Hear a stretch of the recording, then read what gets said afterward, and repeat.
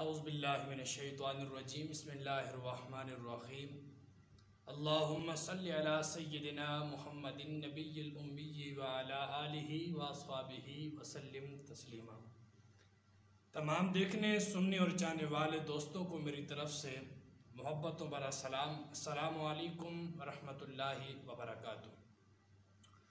दोस्तों, आप देख रहे हैं यूट्यूब चैनल खिदमत खल्क और मैं हूं आपका मेज़बान साहिबजादा बिलाल शब्बीर अहमद। आजकल का जो दौर चल रहा है, ऐसा दौर है, हमारे सर में दर्द होता है तो हम डॉक्टर के पास दौड़ जाते हैं।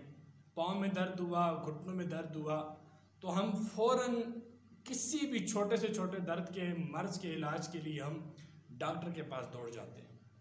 हालांकि अगर देखा जाए तो दर्द तो आज से 100 साल पहले भी थे, लेकिन डॉक्टर्स नहीं थे।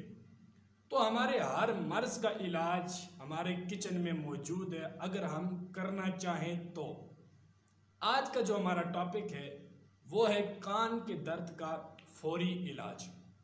दोस्तों, अगर आपके किसी बच्चे के, किसी अजीज़ के या अपने कान में अचानक दर्द उठ जाए तो कोई टैबलेट खाने की, कोई कतरे डालने की कोई भी ज़रूरत नहीं है। आपने करना सिर्फ ये है, अपने किचन से लहसुन लें। हम अपनी ज़ुबान में उसे बोलते हैं थूम, ठीक है।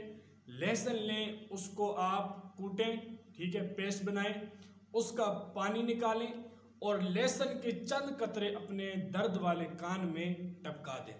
इंशाअल्लाह वो कतरे डलने के 10 मिनट बाद आपके कान का दर्द बिल्कुल ख़त्म हो जाएगा।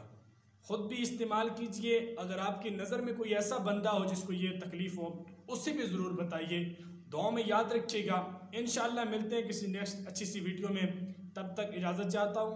अस्सलामु अलैकुम व रहमतुल्लाहि व बरकातुहू।